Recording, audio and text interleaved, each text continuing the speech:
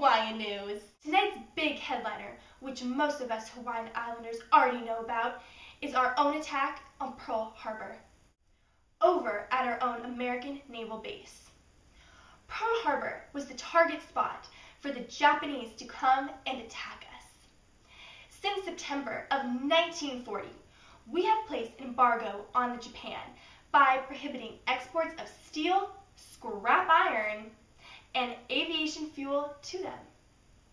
But we never expected this. Just happening on December 7th, Japan sent I repeat, 6 aircraft carriers and struck Pearl Harbor a few minutes before 8 a.m. on Sunday morning. Here we have a map showing where Japan hit. In the blue over here is the first wave Japan took. In the red is the second wave Japan bombers came in. We have lost over 3,500 Americans in those 2 waves. 350 of our aircrafts were destroyed or damaged. The Navy and Marine Corps suffered 2,896 casualties, of which 2,117 were deaths.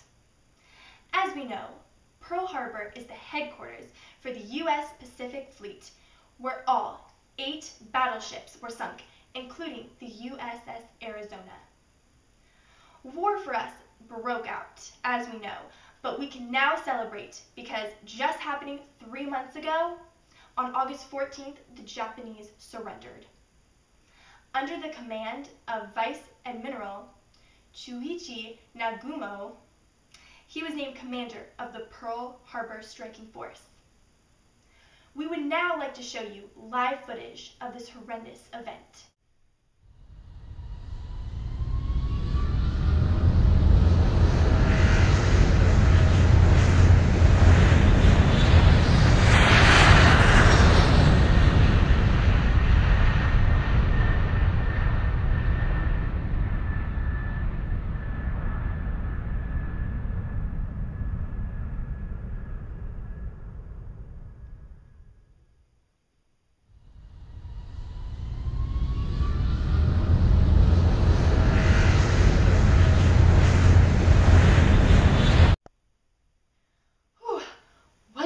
Terrifying.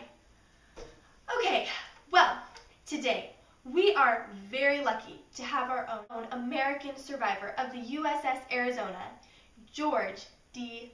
Frainer, to talk about his journey through the war with Japan. Take it away, Leilani Molly. Thank you, Kalani Makani. I'm Leilani Molly, and I'm here with George D. Frainer, who is a survivor of Pearl Harbor, here to tell us his story. Hello, my name is George D. Frainer, one of the surviving officers from the destruction of the USS Arizona and the attack on Pearl Harbor. So what happened that day? It started out on an early Sunday morning. After breakfast, we went through the normal routine. We slept until 6:30 because many people had been out the night before.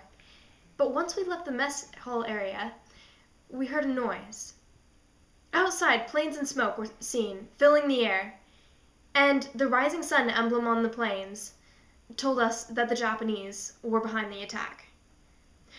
We went to our general positions, but then we found out that there was no ammunition on our side. After reaching my gun, it was found out that there was no ammunition on our side, and I was sent down to gather 90 pounds of ammunition from 5 decks below, which is the only reason why I survived. So how did you feel? I was stunned. Nothing could have prepared me for the brutality of the attack, along with the deaths of the crew around me. Expecting to be bombed was extremely different from the reality of it. Why do you think this all happened? There are many reasons why Japan attacked Pearl Harbor, but the most obvious ones I can think of are the advantages of being the first one to attack, the purpose of taking out enemy battleships, and the reason that the U.S. was clearly against Japan's expansion and had been reacting badly to Japan due to that. Thank you for sharing your story, George D. Frainer.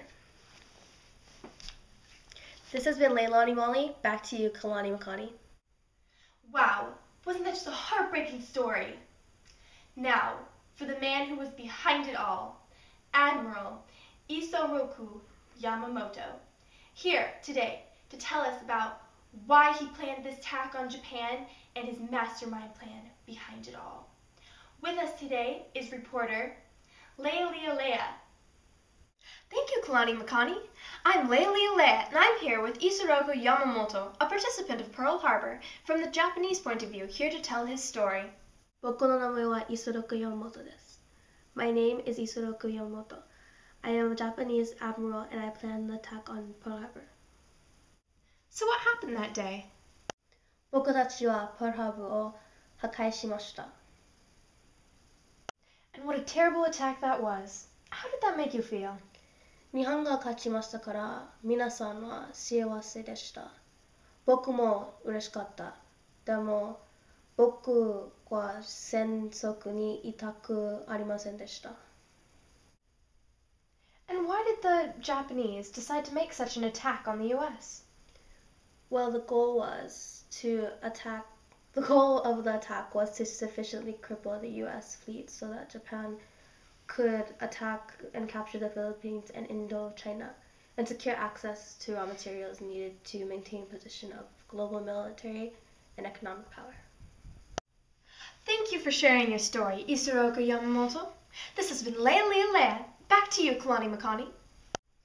Now, we have brought the two together so they can finally talk face to face and hopefully settle their differences. Nice to meet you. はじめまして。Nice to meet you. Don't you feel sad for what you did? Yes, but it can't be helped. You're a bad person. I am not a bad person. Baka. What? Baka? What? Idiot. Idiot? I am not. You are. War is inevitable, but you could have killed less people. My people died too. It's not my fault. Yes, it is. War was unavoidable, but people are needed to make it happen. Are you happy with the result? No, I didn't want to, but I had to. There had to have been a better way to resolve the situation than the murder of 2,402 men on the U.S. side. No, that was the only way.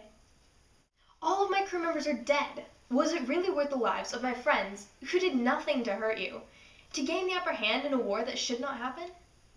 We both lost people. Everyone on this ship died.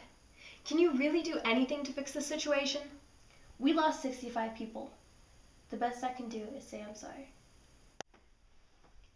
ごめんなさい. I accept your apology. Okay, well, wasn't that exciting? I'm Kalani Makani, and this is channel 5125 Hawaiian News. Thank you for watching. Good night, Hawaii.